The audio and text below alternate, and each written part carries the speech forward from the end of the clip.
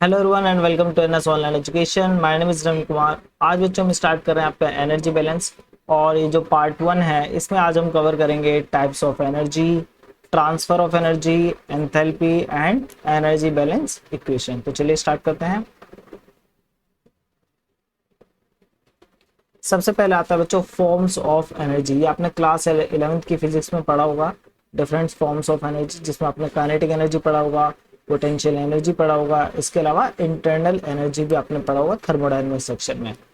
Kinetic energy का formula आप लोगों को याद हो तो इसका फॉर्मूला होता है हाफ एम वी स्क्वायर। ठीक है, दैट मीन्स क्या है, काइनेटिक एनर्जी किस पे डिपेंड करती है, वेलोसिटी पे डिपेंड करती है। ठीक है, तो कोई भी मूविंग ऑब्जेक्ट जो है, ठीक है, कोई भी ऑब्जेक्ट जो मोशन में है उससे जो एसोसिएटेड एनर्जी है वो है आपका काइनेटिक एनर्जी।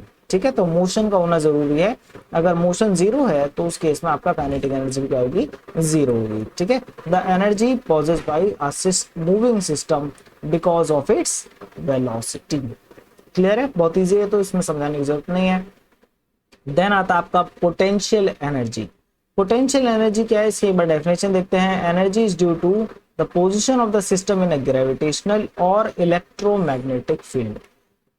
फॉर एग्जांपल ये आपका ये जो आपका पेन है ये किस में है, ये ग्रेविटेशनल फील्ड में है, अर्थ की जो ग्रेविटी है। ठीक है, तो अर्थ की जो ग्रेविटी है उसकी जो फील्ड्स हैं उसकी वजह से क्या है, ये अट्रैक्ट हो रहा है टुवर्ड्स द अर्थ। ठीक है, तो इस पोजीशन पे जिस पोजीशन पे मैंने इसको होल्ड किया हुआ है, तो ये पोजीशन मतलब क्या है, इसकी हाइट। ठीक है, हाइट फ्रॉम सरफेस। अब ये टेबल से भी हो सकता है, ये रेफरेंस हाइट का, ये जो जिस रूम में मैं हूँ उसके फ्लोर से भी हो सकता है, और इवन जो आपका ग्राउंड फ्लोर है उससे भी हो सकता है। मतलब जहां से भी आप हाइट को रेफरेंस लेना चाहें वहां से आप ले सकते हैं, बट ये एक हाइट पे है, ये श्योर है। ठीक है, तो इस पोजीशन पे जो इसकी इसके अंदर एक एनर्जी है, ठीक है, उसको हम बोलते हैं पोटेंशियल एनर्जी ड्यू टू ये जो इसकी जो पोजीशन है इस ग्रेविटेशन फील्ड में। ठीक है, अब कैसे पता चलेगा कि इसके अंदर पोटेंशियल एनर्जी है या नहीं है, वो ऐसे पता चलेगा अगर किसी ऑब्जेक्ट के अंदर पोटेंशियल एनर्जी है तो उसको आपको एक फोर्स लगा करके उसको होल्ड करना पड़ेगा। ठीक है, अगर आप अपनी फोर्स को हटा लेंगे तो वो जो ऑब्जेक्ट है वो अपनी पोटेंशियल एनर्जी को किस में कन्वर्ट कर देगा, काइनेटिक एनर्जी में कन्वर्ट कर देगा। ठीक है, तो जैसे कि अभी ये आपका रेस्ट में है, बट इसके अंदर पोटेंशियल एनर्जी है due to its position in this gravitational field, और अगर मैं अपने हाथ हटा लूं तो पोटेंशियल एनर्जी किस में कन्वर्ट हो जाएगी, काइनेटिक एनर्जी में कन्वर्ट हो जाएगी, और ये पेन गिर जाएगा, ड्रॉप हो जाएगा। क्लियर है, तो दैट मीन्स किसी भी ऑब्जेक्ट के अंदर पोटेंशियल एनर्जी है तो उसको किसी ना किसी फोर्स के थ्रू उसको उस पोजीशन पे होल्ड करना पड़ता है। सिमिलरली इलेक्ट्रोमैग्नेटिक फील्ड, आपने पढ़ा होगा कि जो मतलब देखा है आपने कि जो मैग्नेट्स होती हैं वो अट्रैक्ट करते हैं, तो वहाँ मैग्नेटिक फील्ड है।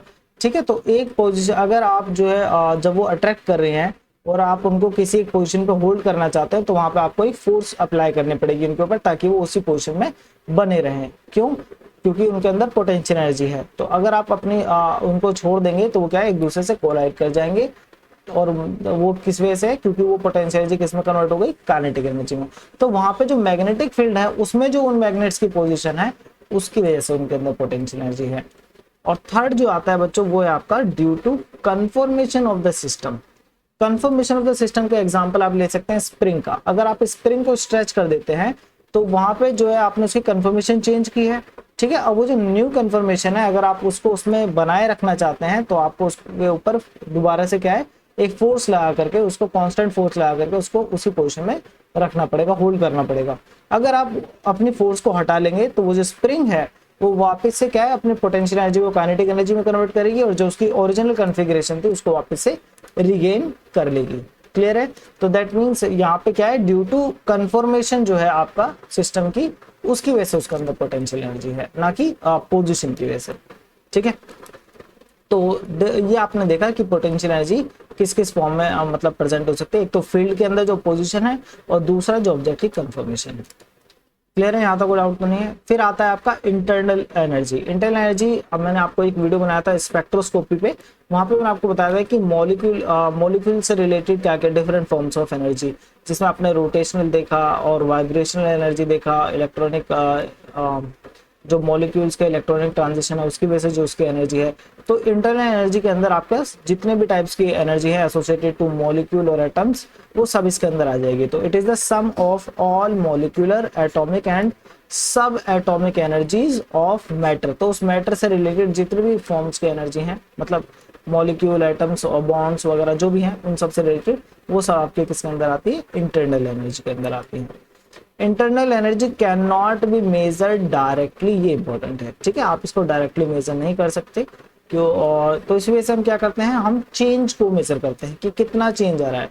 We can only quantify change in internal energy, ठीक है। तो हम क्या करेंगे, जहां से हमारा स्टार्ट हो रहा है ये सिस्टम है, तो ये हम इसको क्या मान लेंगे, इसको रेफरेंस स्टेट मान लेंगे।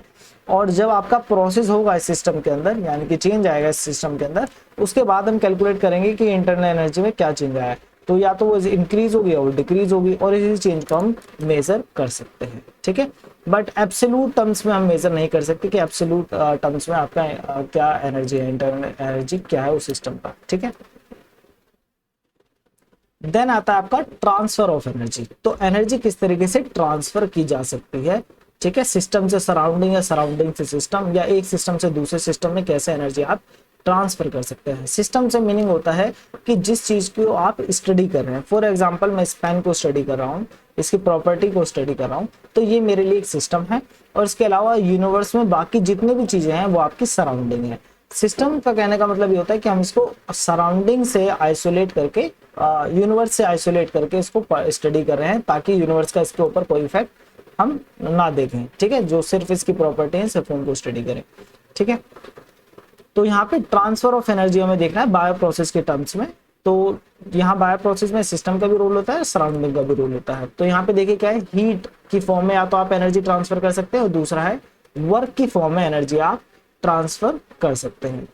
जब ऑब्जेक्ट किसी के ऊपर वर्क करता है, ठीक है, या उस ऑब्जेक्ट के ऊपर वर्क होता है, तो क्या होता है, उसकी एनर्जी में चेंज आता है, ठीक है। तो वर्क क्या है, उसके एक तरीके से क्या है, या तो एनर्जी दी जाती है या एनर्जी ली जाती है वर्क होने से, ठीक है।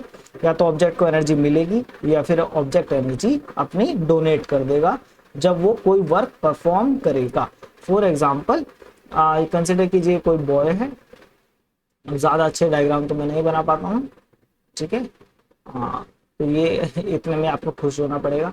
तो ये जो आपका बॉय है, कंसिडर कीजिए इसकी जो एनर्जी है वो है आपकी 100 जूल, और इसको क्या करना है, एक बॉल है, उसको इसको ट्रांसफर करना है इस पोजीशन से इस पोजीशन में, और यहां तक इस पोजीशन में लेकर के आने में यहाँ पर जो है 10 जूल एनर्जी जो है वो आपका लगेगा इस बॉल को यहाँ से यहाँ ले जाने में, ठीक है।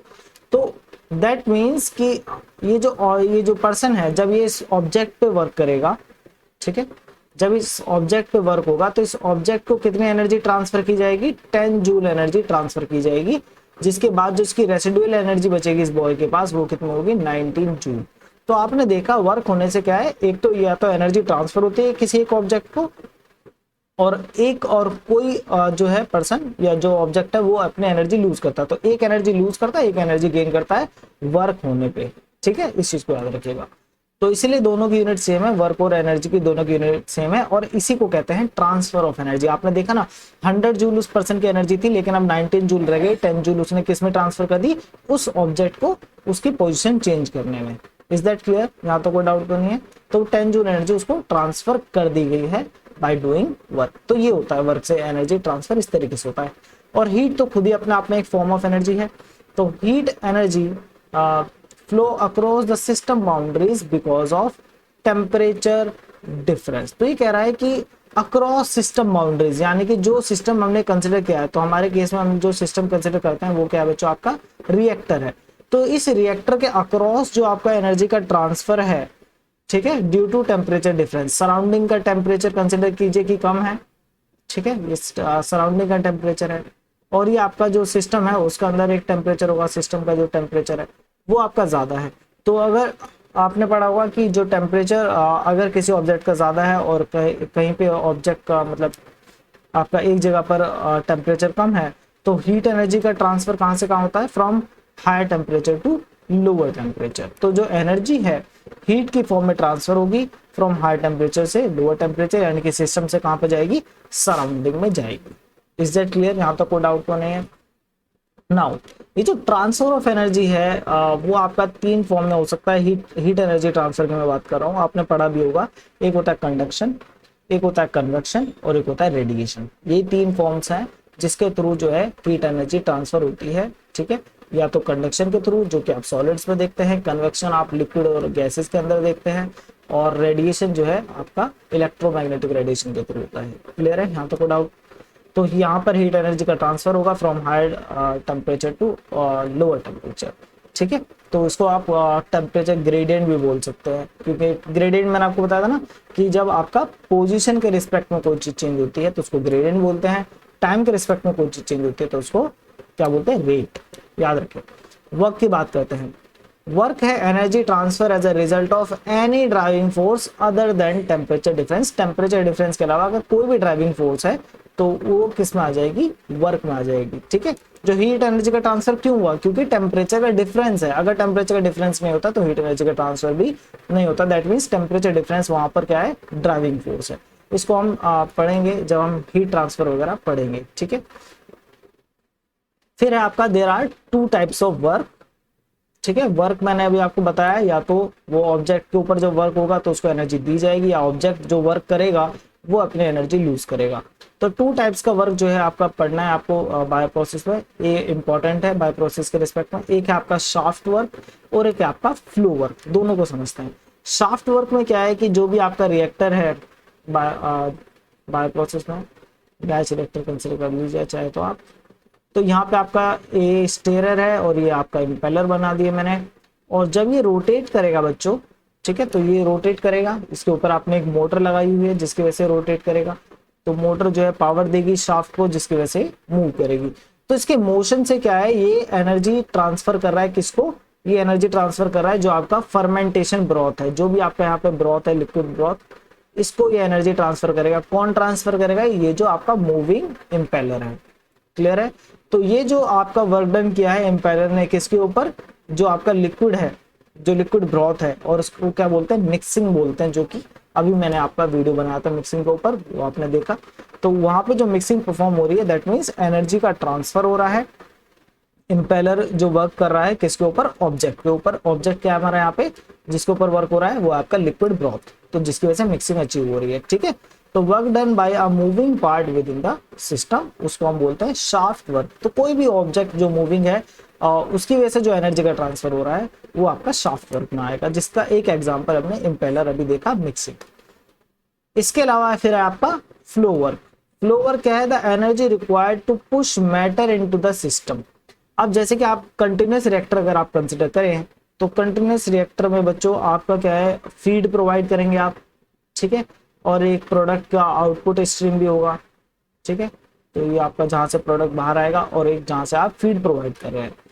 तो ये जो फीड आप प्रोवाइड कर रहे हैं इसके लिए भी तो वर्क डन करना पड़ेगा ना, ठीक है। ये अपना आप तो अंदर नहीं चला जाएगा ना लिक्विड, तो इस लिक्विड को पुश करने के लिए भी एक वर्क डन करना पड़ेगा। और वो जो वर्क डन है वो भी क्या है? एक एनर्जी का ट्रांसफर है, ठीक है। एक फॉर्म से एनर्जी का ट्रांसफर है टू द सिस्टम। क्लियर है? यहाँ तो कोई डाउट तो नहीं है।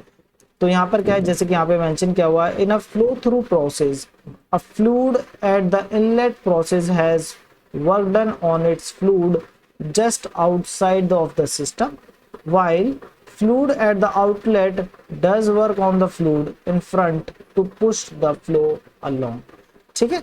तो फ्लूइड को पुश करने के लिए फॉरवर्ड डायरेक्शन में उसके ऊपर एक वर्क डन करना पड़ेगा, और वो भी क्या है? एक एनर्जी का ट्रांसफर कंसिडर किया जाएगा। तो जो आपका यहाँ पे ये जो इसका जो फॉर्मूला है वो बहुत सिंपल है, प्रेशर इनटू वॉल्यूम। तो यहाँ पर जो वर्क डन है ड्यू टू फ्लो, उसका फॉर्मूला है प्रेशर इनटू वॉल्यूम, और प्रेशर इनटू वॉल्यूम की यूनिट बच्चों सेम होती है, दैट इज जूल, ठीक है। तो यहाँ पे आपने देखा कि एनर्जी की यूनिट भी जूल है, वर्क डन की यूनिट भी जूल है, और प्रेशर इनटू वॉल्यूम की यूनिट भी जूल है। ये बर्नौली एक्सप्रेशन से ये ड्राइव किया होगा, ठीक है, क्योंकि वहां पे बर्नौली एक्सप्रेशन में बताता है कि आपका जो एनर्जी, डिफरेंट टाइप्स की एनर्जी का जो सम है for a liquid in motion. देन हम बात करेंगे यूनिट्स ऑफ एनर्जी की। तो यूनिट ऑफ एनर्जी आपको बताया है जूल होती है, ठीक है, और इसको हम वर्क डन के फॉर्मूले से फाइंड आउट कर सकते हैं। कैसे फाइंड आउट करेंगे? आपको पता है वर्क इक्वल्स टू होता है फोर्स इनटू डिस्प्लेसमेंट। तो और फोर्स भी डायरेक्शनल और डिस्प्लेसमेंट भी डायरेक्शनल है, वेक्टर क्वांटिटीज हैं दोनों।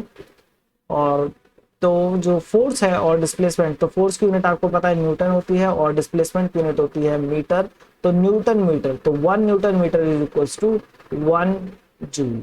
आपसे डायमेंशन फाइंड आउट करने के लिए भी पूछा जा सकता है, तो आपको न्यूटन की डायमेंशन पता है, न्यूटन होता है किलोग्राम मीटर पर सेकंड स्क्वायर, ठीक है। या तो इसका फॉर्मूले से निकाल लीजिए, मास इंटू एक्सेलरेशन, वहां से इसकी यूनिट आएगी mlt-2।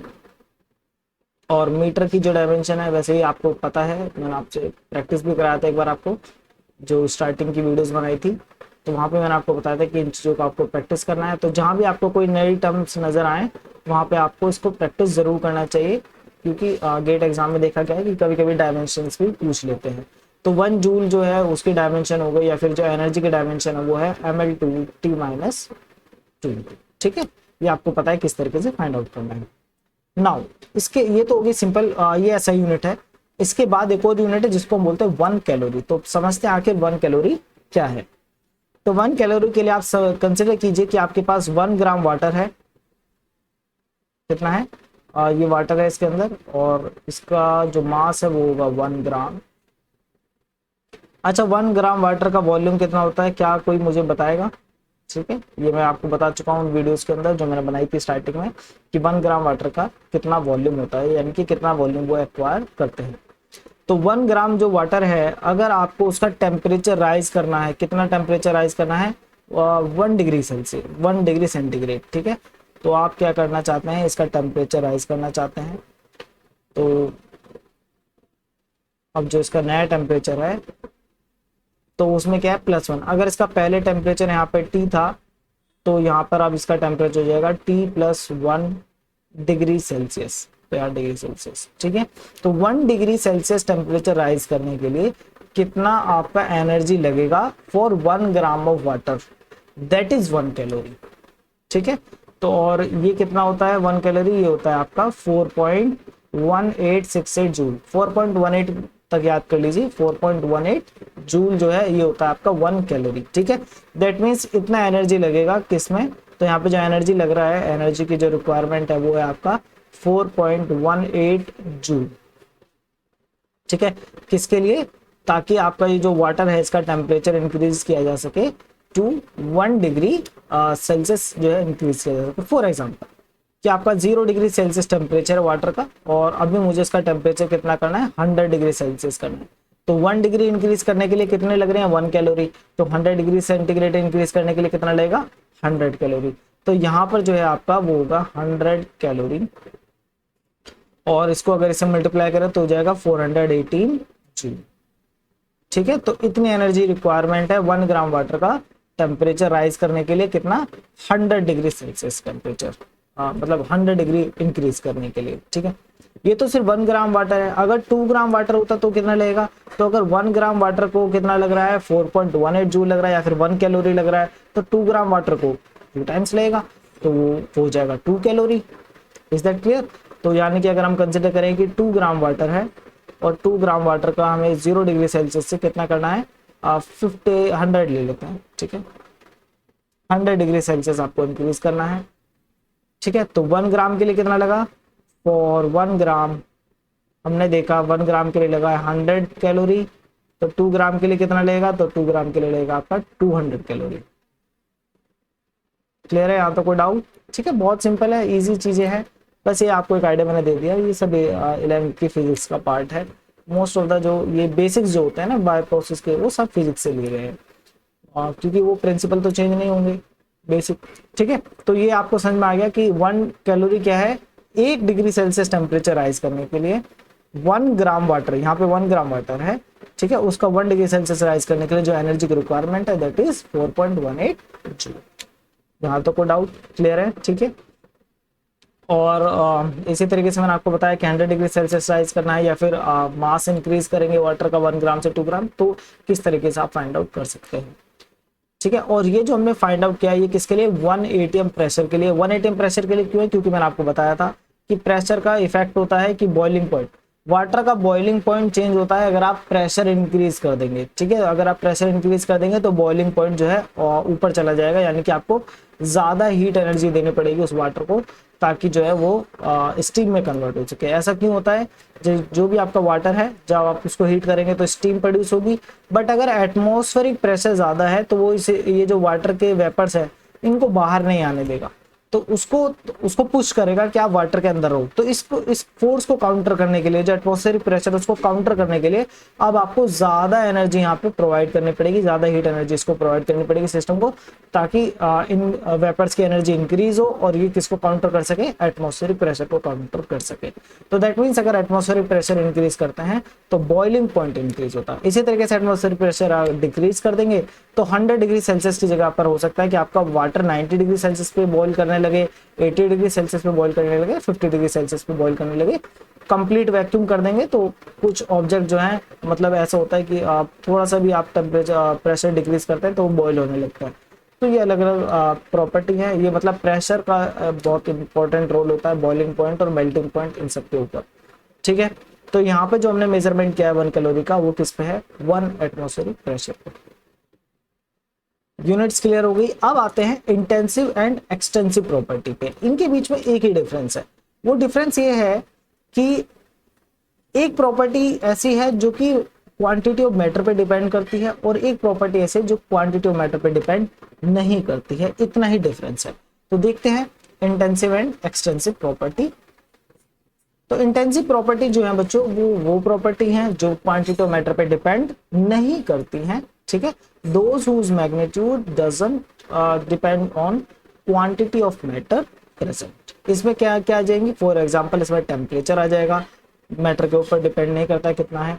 डेंसिटी जैसे कि 10 किलोग्राम आयरन है या ग्लूकोज है आपका, और आपके पास एक 5 किलोग्राम ग्लूकोज है तो ग्लूकोज ही, तो डेंसिटी तो दोनों की सेम ही होगी, ठीक है। भले ही मास अलग अलग है, क्वांटिटी ऑफ मैटर अलग है, यहाँ पे 5 किलोग्राम है, यहाँ पे 10 किलोग्राम है, but the thing is density तो सेम होगी ना दोनों की। आयरन की डेंसिटी तो चेंज नहीं हो सकती ना, तो ये चीज है। तो डेंसिटी यहाँ पे क्या है आपका, मतलब क्या है, क्वांटिटी ऑफ मैटर पे डिपेंड नहीं करती है, ये कहने का मीनिंग है। फिर है मोल फ्रैक्शन। मोल्स तो डिपेंड करेंगे क्वांटिटी ऑफ मैटर पे। फॉर एग्जांपल कि आपका 1 ग्राम ग्लूकोज, ठीक है, ओ सॉरी 1 मोल ग्लूकोज का मास कितना होता है, 180 ग्राम। तो इसी तरीके से 2 मोल ग्लूकोज का मास कितना हो जाएगा, 360 ग्राम। तो दैट मीन्स जो 2 मोल क्या है, क्वांटिटी ऑफ मैटर, और मोल दैट मीन्स मोल्स किस पे डिपेंड कर रहे हैं कि, सॉरी मास किस पे डिपेंड कर रहा है, क्वांटिटी ऑफ मैटर पे डिपेंड कर रहा है कि कितने मोल्स हैं ग्लूकोज के, इसके ऊपर डिपेंड कर रहा है, ठीक है। 360 ग्राम कैसे आया, 2 मोल्स को हमने मल्टीप्लाई किया कि 1 मोल का मास कितना होता है, तो 2 मोल्स क्या है, quantity of matter, that means mass depend on quantity of matter present. Is that clear, यहाँ तो कोई डाउट तो नहीं। तो मास किस में आएगा, एक्सटेंसिव प्रॉपर्टी में आएगा। बट यहाँ पे क्या है, ये मोल फ्रैक्शन है, फ्रैक्शन जो है रेशो होता है, और ये आपका किस में से फाइंड आउट होता है, टोटल 1 में से, ठीक है। टोटल फ्रैक्शन कितना होता है, 1 होता है, और परसेंटेज किस में से फाइंड आउट की जाती है, 100 में से, ठीक है। अच्छा, एक बच्चे ने मुझे एक कमेंट में पूछा था कि उनका जो आंसर है परसेंटेज जो है वो 100 से ज्यादा आ रहा है। तो 100 से ज्यादा परसेंटेज गलत नहीं है, बट ये डिपेंड करता है कि आप क्वेश्चन क्या पूछना चाह रहा है। रिलेटिव परसेंटेज ज्यादा हो सकता है, ठीक है, टोटल परसेंटेज 100 होता है, बट अगर आप किसी 2 चीज को रिलेट कर रहे हैं तो वहां पर परसेंटेज इंक्रीज हो सकता है। जैसे कि आप किसी 2 पर्सन की हाइट को कंपेयर कर रहे हैं, ठीक है, तो वहां पे परसेंटेज वाइज जो है आप ज्यादा मार्क्स कंपेयर कर रहे हैं कि किसी एक बच्चे के 50 मार्क्स आए, दूसरे बच्चे के 100 मार्क्स आए, दैट मीन्स जो 100 जिसके मार्क्स आए हैं वो क्या है आपका 200% है किसका, जो जिसके 50% मार्क्स आए, ठीक है। 50% का 200% कितना होगा, 100 होगा ना। तो दैट मीन्स जिस बच्चे के 100% मार्क्स आए हैं वो इसको हम बोल सकते हैं कि 200% है आपका जो फर्स्ट स्टूडेंट है जिसके 50 मार्क्स आए। तो ये रिलेटिव है, यहाँ पे हमने 2 लोगों को कंपेयर किया, तो कंपैरिजन में परसेंटेज ज्यादा आ सकता है 100 से, बट जब आपका एक्चुअल जो परसेंटेज है वहां पे 100 से ज्यादा नहीं आना चाहिए, ठीक है। नाउ एक्सटेंसिव प्रॉपर्टी की हम बात कर रहे थे बच्चों। तो extensive property are those whose magnitude depend on quantity of matter present, जिसमें मैंने अभी आपको बताया मास, अभी मैंने आपको एग्जांपल भी दिया किस तरीके से डिपेंड कर रहा है। सिमिलरली वॉल्यूम, जितना ज्यादा मास होगा 10 किलोग्राम जो आपका आयरन है फॉर एग्जांपल, ठीक है, तो जो 10 किलोग्राम आयरन है वो ज्यादा वॉल्यूम एक्वायर करेगा as compare to 5 kilogram iron. इसी तरीके से वाटर को ले सकते हैं कि आपका 18 ग्राम वाटर है तो वो जो वॉल्यूम कैप्चर करेगा वो डिफरेंट होगा, 18 किलोग्राम वाटर जो है वो डिफरेंट वॉल्यूम कैप्चर करेगा। और सिमिलरली एनर्जी का तो फॉर्मूला ही हमने देखा, क्या था एनर्जी का फॉर्मूला, काइनेटिक एनर्जी का हाफ mv², तो उसमें मास आया, ठीक है। इसी तरीके से पोटेंशियल एनर्जी का फॉर्मूला देखा mgh, तो वहां पे भी मास आया, that means kinetic energy directly proportional to mass, mass जितना ज्यादा होगा उतनी ज्यादा एनर्जी होगी, दैट मींस ये मैटर ऑफ क्वांटिटी पे डिपेंड करता है, ठीक है। नाउ द क्वेश्चन इज कि हम किस तरीके से एक्सटेंसिव प्रॉपर्टी को इंटेंसिव प्रॉपर्टी में कन्वर्ट कर सकते हैं, या फिर एक्सटेंसिव वेरिएबल्स को इंटेंसिव वेरिएबल कैसे बना सकते हैं, ये क्वेश्चन आता है। तो कैसे बनाएंगे, सिंपल है, मैंने आपको बताया था टोटल रेट, मैंने आपको बताया था एक बार, ठीक है, और एक मैंने आपको बताया था वॉल्यूमेट्रिक रेट, और एक मैंने आपको बताया था स्पेसिफिक रेट, ये सब मैंने डिस्कस किया। तो टोटल रेट में वो ओवरऑल देखता है कि टोटल जो रिएक्टर है उसकी प्रॉपर्टी को। फिर हमने देखा वॉल्यूमेट्रिक रेट, तो वॉल्यूमेट्रिक रेट क्या होता है, वो रेट जो कि वॉल्यूम पे डिपेंड नहीं करता, ठीक है। तो वॉल्यूमेट्रिक रेट हमने कैसे फाइंड आउट किया था, हमने टोटल रेट को डिवाइड कर दिया था जो रिएक्टर का टोटल वॉल्यूम था, ठीक है। तो डिवाइड टोटल रेट को अगर हम किससे डिवाइड कर देते हैं, टोटल वॉल्यूम से, तो यहां से हमें क्या मिला था, यहां से हमें मिला था वॉल्यूमेट्रिक रेट, यही था, ठीक है। और इसीलिए जो वॉल्यूमेट्रिक रेट है उसकी जो यूनिट थी वो थी, उसके मतलब जो भी यूनिट थी इसकी, उसके डिवाइड में मीटर क्यूब आ रहा था, ठीक है, क्योंकि वॉल्यूम से डिवाइड किया है तो पर मीटर क्यूब आएगा ना उसमें, तो जो भी आपका रेट है उसका पर मीटर क्यूब यहाँ पे आ गया, वॉल्यूमेट्रिक रेट आ गया। दैट मीन्स अगर हमें वॉल्यूम के इंडिपेंडेंट करना था उस रेट को, तो उसके लिए हमें वॉल्यूम से डिवाइड करना पड़ा। इसी तरीके से एक्सटेंसिव प्रॉपर्टी क्योंकि मैटर पे डिपेंड करती हैं, तो अगर इसको मैटर के इंडिपेंडेंट बनाना है तो जो मास है उससे डिवाइड कर दो, तो मास के इंडिपेंडेंट हो जाएगा। जैसे हमने स्पेसिफिक रेट में किया था, स्पेसिफिक रेट में हमने देखा था कि बायोमास के इंडिपेंडेंट बनाना था, तो हमने क्या किया था, जो टोटल बायोमास है उससे डिवाइड कर दिया और उससे हमें क्या मिला, स्पेसिफिक रेट मिला था। I hope it is clear, ठीक है। तो extensive variables can be converted to specific quantities by dividing mass, तो इसलिए वहां पे स्पेसिफिक ग्रोथ रेट था और यहाँ पे ये स्पेसिफिक वॉल्यूम है।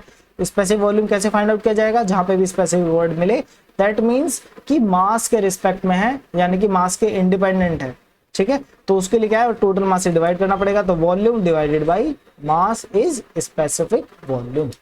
अब ये क्वांटिटी ऑफ मैटर पे डिपेंड नहीं करेगा, क्योंकि यहाँ पे मास से आपने डिवाइड कर दिया तो इसकी यूनिट क्या हो गई, पर किलोग्राम या पर ग्राम, मतलब पर यूनिट मास हो गई। तो पर यूनिट मास का एक तरीके से आपने इंडिपेंडेंट कर दिया उस क्वांटिटी को मैटर के रिस्पेक्ट में।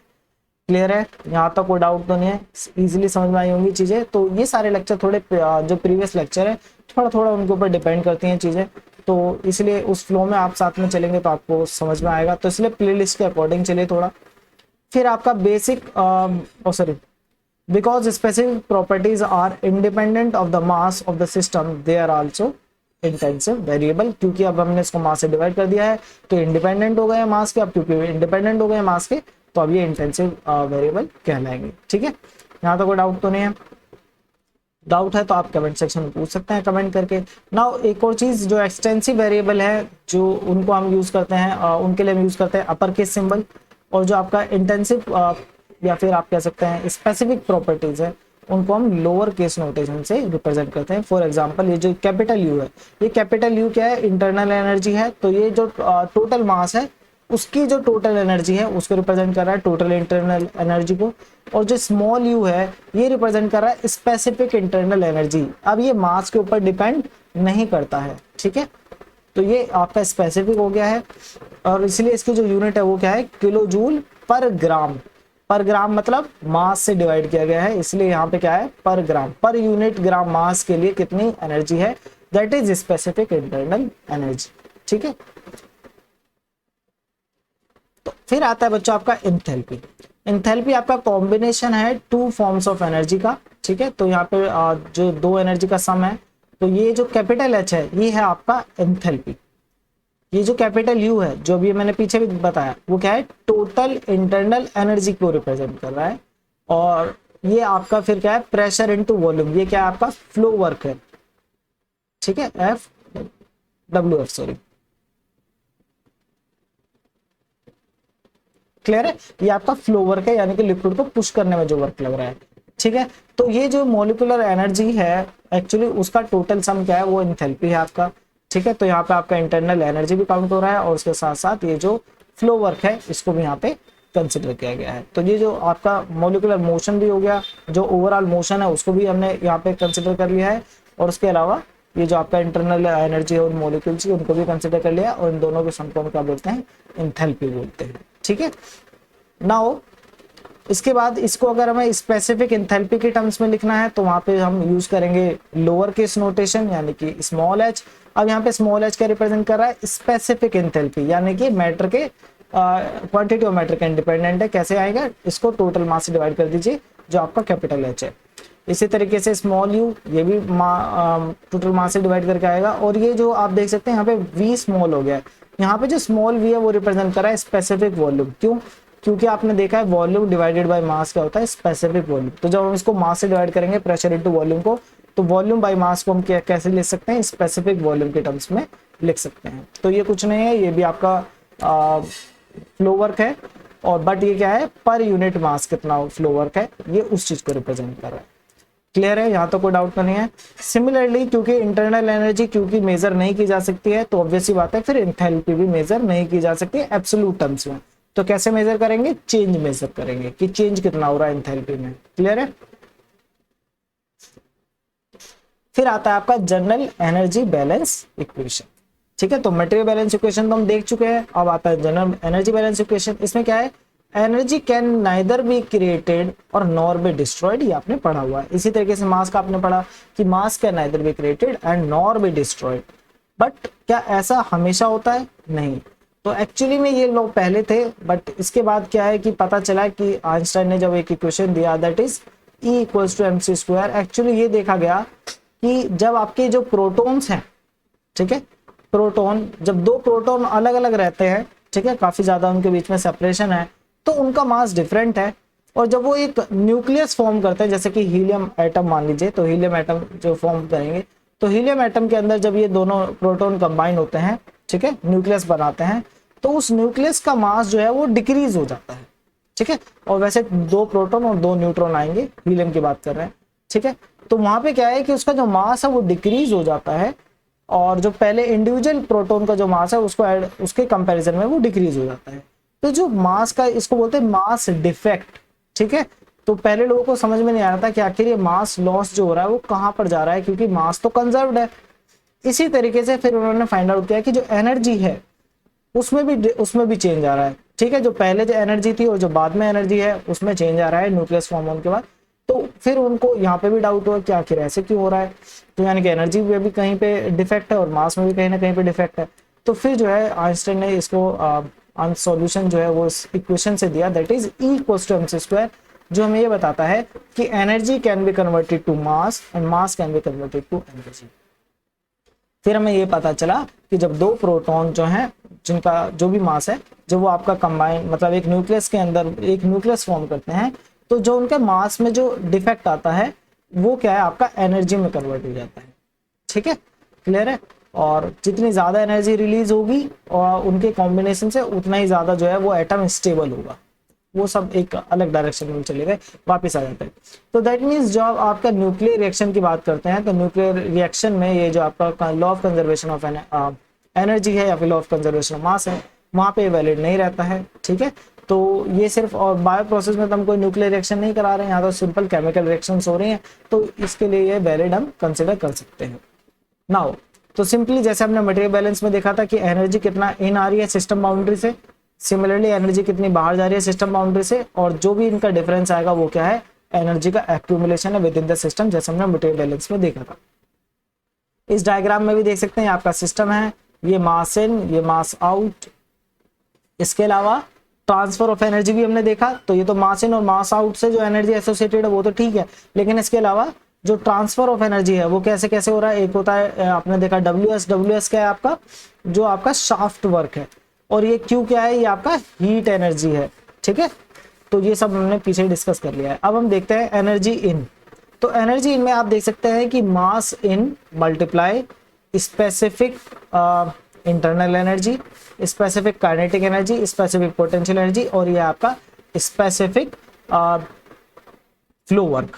ठीक है। तो अगर मुझे इस मास के टर्म्स को, मतलब ये जो आपको एनर्जी अगर फाइंड आउट करनी है, यहाँ तो मैं ये जो एनर्जी बैलेंस है इसमें तो हम टोटल एनर्जी बैलेंस देखेंगे ना कि टोटल एनर्जी कितनी अंदर आई है, टोटल एनर्जी कितनी बाहर गई है। तो ये स्पेसिफिक तो ये सिर्फ इतना बताता है कि पर यूनिट मास कितनी एनर्जी है, पर यूनिट मास कितनी अंदर गई है एनर्जी, ठीक है। बट हमें तो टोटल फाइंड आउट करने है, तो टोटल कैसे फाइंड आउट करेंगे, टोटल के लिए मल्टीप्लाई करना पड़ेगा इसको जो टोटल मास अंदर गया है, ठीक है। तो इसीलिए यहाँ पे क्या है, मास से मल्टीप्लाई किया हमने जो स्पेसिफिक एनर्जीज है उसके साथ, ताकि हमें टोटल एनर्जी मिल सके जो सिस्टम के अंदर गई है बिकॉज ऑफ दिस मास। इसी तरीके से जो मास बाहर आ रहा है उससे भी ये सारी एनर्जी एसोसिएटेड होंगी। कौन कौन सी फॉर्म, आपकी इंटरनल एनर्जी एसोसिएटेड है, तो यहाँ पे स्पेसिफिक एनर्जी इंक्लूड किया, काइनेटिक एनर्जी इंक्लूड किया, पोटेंशियल एनर्जी इंक्लूड किया, और ये आपका जो फ्लो वर्क की जो एनर्जी उससे एसोसिएटेड है उसको भी यहाँ पे कंसीडर करना पड़ेगा, ताकि हम टोटल एनर्जी फाइंड आउट कर सके जो इस मास के बाहर जाने से बाहर चली गई है। क्लियर है, यहाँ तो कोई डाउट तो नहीं है। तो ये हो गया मास से एनर्जी जो एसोसिएटेड है। इसके अलावा हमने देखा कि ट्रांसफर ऑफ एनर्जी जो है हीट की टर्म्स में भी हो सकता है और जो शाफ्ट वर्क है उसके टर्म्स में भी हो सकता है। जो फ्लो वर्क है उसको हमने मास के रिलेशन में पढ़ा है, क्योंकि ये मास के ऊपर डिपेंड करता है, ठीक है, कि कितना लिक्विड अंदर गया इस चीज के ऊपर डिपेंड करता है। दूसरी तरफ जो शाफ्ट वर्क है वो उस पर डिपेंड नहीं करता, वो तो स्पीड के ऊपर डिपेंड करेगा कि किस स्पीड से आपने इंपेलर को रोटेट किया है। तो यहाँ पे जो आपका ट्रांसफर ऑफ द एनर्जी वो जो शाफ्ट वर्क है उसकी वजह से, और ये जो हीट एनर्जी है जो बाहर चली गई है। जनरली क्या होता है, जब बायो प्रोसेस में रिएक्शन होती है तो अंदर टेम्परेचर इंक्रीज हो जाता है सिस्टम का, जो कि अब क्योंकि अंदर टेम्परेचर ज्यादा है और बाहर टेम्परेचर कम है, तो ट्रांसफर ऑफ एनर्जी का होगी सिस्टम से सराउंडिंग की तरफ होगी हीट एनर्जी का ट्रांसफर। इसलिए इसको क्या लिया है, नेगेटिव में यहाँ पे इसको पुट किया गया है, माइनस साइन इसलिए यूज किया है, ये बता रहा है कि हीट एनर्जी बाहर जा रही है। और यह प्लस लिया है WS, क्योंकि शाफ्ट वर्क जो है वो जो आपका लिक्विड फर्मेंटेशन ब्रोथ है उसको एनर्जी ट्रांसफर कर रहा है बाय डूइंग दिस वर्क, ठीक है। तो इसलिए इसको पॉजिटिव कंसीडर किया है। इनका जो भी डिफरेंस आएगा वो क्या होगा, डेली। तो अगर आपने वो पढ़ा है ना, मतलब मटेरियल बैलेंस आपने अगर पढ़ा है, वीडियो देखा है मेरा, तो आपको ये चीजें ज्यादा अच्छे से समझ में आएंगी, ठीक है। क्लियर है, यहाँ तो कोई डाउट तो नहीं है, इजी। तो सबसे पहले उसको कवर कीजिए, उसके बाद इन सभी वीडियोस को देखिएगा। सभी टर्म्स का मीनिंग मैंने यहाँ पे लिख दिया है ताकि आपको कोई इसमें प्रॉब्लम ना रहे कि किसका क्या मीनिंग है, और ये मीनिंग मैं पहले भी बता चुका हूँ, तो इसको अब मैं दोबारा एक्सप्लेन यहाँ पे नहीं करूंगा। क्लियर है, यहाँ तो कोई डाउट क्लियर है। और यहाँ पे हमारा अजम्पशन क्या है, हमने अजम्पशन है कि सिस्टम होमोजीनियस है, विदाउट चार्ज, कोई चार्ज नहीं है, और सरफेस एनर्जी इफेक्ट को हम यहाँ पे नेग्लेक्ट कर रहे हैं। देन आपके कुछ स्पेशल केसेस जो हमने पीछे अभी क्वेश्चन देखा है उसी से रिलेटेड यहाँ पे है, ठीक है। तो यहाँ पे पीछे जो हमने देखा है उसमें क्या है कि आपका सबसे पहले क्या है, kinetic energy is negligible and potential energy is negligible. तो हम क्या कर सकते हैं, बायो प्रोसेस में काइनेटिक एनर्जी और पोटेंशियल एनर्जी में इतना ज्यादा कुछ चेंज नहीं आता है, तो हम उसको नेग्लेक्ट कर सकते हैं। So these assumptions are acceptable for bio process in which high velocity motion and large changes in height or electromagnetic field do not generally occur, that's why हम इनको neglect कर रहे हैं। यहाँ तक कोई डाउट तो नहीं है। तो जैसा भी हमने पीछे देखा है बच्चों, यहाँ पर आप देख सकते हैं, तो ये जो काइनेटिक एनर्जी और ये जो पोटेंशियल एनर्जी है, इन दोनों को हम यहाँ पे नेग्लेक्ट कर देंगे। तो हमारे पास क्या बचेगा, एक इंटरनल एनर्जी बचेगी, यानी कि स्पेसिफिक इंटरनल एनर्जी, और ये क्या आपका स्पेसिफिक फ्लो वर्क, ठीक है। और ये दोनों हमने क्या पढ़े हैं कि इन दोनों का जो सम है वो क्या होता है आपका, ये होता है स्पेसिफिक एंथैल्पी। तो दैट मींस यहाँ पे इन दोनों को कंबाइन करके हम क्या लिख सकते हैं, यहाँ पे हम इसको स्मॉल h से रिप्रेजेंट कर सकते हैं, और काइनेटिक और पोटेंशियल को तो हमने जीरो कर ही दिया है। तो इसीलिए यहाँ पे आप देख सकते हैं इस इक्वेशन में क्या है, यहाँ पे सिर्फ मास इन इनटू जो स्पेसिफिक एंथैल्पी है, मास आउट इनटू जो स्पेसिफिक एंथैल्पी है। अब क्योंकि काइनेटिक और पोटेंशियल तो जीरो हो गया तो उसको हमने हटा दिया है, और स्पेसिफिक एंथैल्पी दोनों चीज को रिप्रेजेंट कर रही है, H इक्वल्स टू क्या है आपका U प्लस E, और ये आपका स्पेसिफिक वॉल्यूम। क्लियर है, यहाँ तो कोई डाउट तो नहीं है, समझ में आ गया होगा आई होप। और ये दोनों टर्म्स ऐसी रहेंगी और डेली आपका ऐसी रहेगा। तो ये एक स्पेशल केस हमने देखा है बायो प्रोसेस की टर्म्स में। नेक्स्ट केस है जब हम बात करेंगे स्टडी स्टेट फ्लो प्रोसेस की। स्टडी स्टेट में मैंने आपको बताया था कि सिस्टम के वेरिएबल चेंज नहीं होते हैं विद टाइम, उसको हम स्टडी स्टेट बोलते हैं। तो यहाँ पर भी क्या है, जैसे वहां पे डेल एम जीरो हो जाता था, यहाँ पे जो डेल ई है वो क्या हो जाएगा, जीरो हो जाएगा, यानी कि सिस्टम के अंदर एनर्जी का एक्यूमुलेशन नहीं हो सकता, क्योंकि अगर एनर्जी का एक्यूमुलेशन होगा तो सिस्टम के वेरिएबल चेंज होंगे, ठीक है। तो इसलिए यहाँ पे क्या है, डेल के टर्म्स को जीरो कर दिया है, तो सिंपली बस यहाँ पे जीरो पुट करना है, दैट्स ऑल। अच्छा, यहाँ पे समेशन का साइन बच्चों इसलिए यूज किया है कि अगर मल्टीपल फीड स्ट्रीम्स हैं और इसी तरीके से यहाँ पे आउटपुट के लिए भी समेशन यूज किया है अगर आपका एक से ज्यादा आउटपुट स्ट्रीम्स हैं, ठीक है। तो कोई आपका रिएक्टर ऐसा है जिसमें आपने मल्टीपल फीड्स प्रोवाइड किए हैं और मल्टीपल आउटपुट स्ट्रीम्स हैं, तो उस केस में जो है आप क्या करेंगे, उन सब का सम करेंगे, उन सब की जो फीड स्ट्रीम है उन सब की जो एनर्जी है उन सब का सम, और जो बाहर जा रही है आउटपुट स्ट्रीम है उन सब की एनर्जी का सम। तो इसलिए इसके लिए यहाँ पे समेशन यूज किया है, बाकी इसको यूज करें ना करें कोई फर्क नहीं पड़ता है, बस आपको इतना याद रखना है कि टोटल एनर्जी कितनी अंदर गई और टोटल एनर्जी कितनी बाहर गई। क्लियर है, यहाँ तो कोई डाउट नहीं होगा आप लोगों को। जैसे मास जो हमने वहां पे भी देखा था, मास ट्रांसफर मतलब मास बैलेंस में भी हमने देखा था, मटेरियल बैलेंस में, कि आपका जो ये जो स्टडी स्टेट की इक्वेशन है वो जनरली वैसे बैच और जो फेड बैच है वो स्टडी स्टेट में वर्क नहीं करते हैं, बट जब हम इसको स्टडी स्टेट की इक्वेशन को अप्लाई कर सकते हैं बैच और फेड बैच के लिए जब हम कंप्लीट प्रोसेस की बात करें, यानी कि जब आपका बैच प्रोसेस कंप्लीट हो गया है या फिर जब आपका फेड बैच जो है वो प्रोसेस वो कंप्लीट हो गया है। वैसे ही ऑपरेट नहीं करते हैं स्टडी स्टेट में, लेकिन जब पूरा प्रोसेस कंप्लीट हो गया है तो टोटल मास तो बाहर आ जाएगा ना बैच प्रोसेस में। जब बैच प्रोसेस कंप्लीट हो गया तो जितना भी टोटल मास इन किया था वो टोटल मास बाहर आ जाएगा, जितनी टोटल एनर्जी इन गई थी वो टोटल एनर्जी बाहर आ जाएगी। तो उस केस में आप स्टडी स्टेट जो कंडीशन है उसको कंसिडर कर सकते हैं, यही आपको इस पॉइंट में बताया गया। तो ये काफी हद तक सिमिलर है जो आपने मटेरियल बैलेंस पढ़ा है, तो अगर आपने मटेरियल बैलेंस पढ़ा है तो उसका भी एक थोड़ा सा रिविजन यहाँ पे है और ये चीजें आपको उसके कंपैरिजन में अच्छे से समझ में आएगी।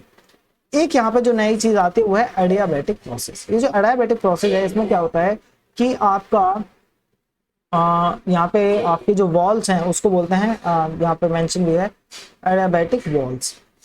इन वॉल्स क्या करते हैं, ये वॉल्स एनर्जी का एक्सचेंज को अलाउ नहीं करती हैं, हीट एनर्जी के एक्सचेंज को ये अलाउड नहीं करते। थर्मोडायनेमिक्स में आपने पढ़ा होगा। तो यहाँ पर जो है हीट एनर्जी का फ्लो नहीं हो सकता फ्रॉम सिस्टम से सराउंडिंग, यानी कि जो अभी हम देख रहे थे यहाँ पे जो क्यू टर्म है कैपिटल क्यू, ये क्या है, जो हीट एनर्जी सिस्टम से कहाँ जा रही है, सराउंडिंग में जा रही है ड्यू टू टेम्परेचर डिफरेंस। ठीक है, तो अगर आपने इस टाइप की वॉल्स यूज की है, यानी कि आपने एडियाबैटिक वॉल्स यूज की हैं, तो ये वॉल्स हीट एनर्जी को ना तो अंदर से बाहर जाने देती है ना ही बाहर से अंदर आने देना चाहती हैं।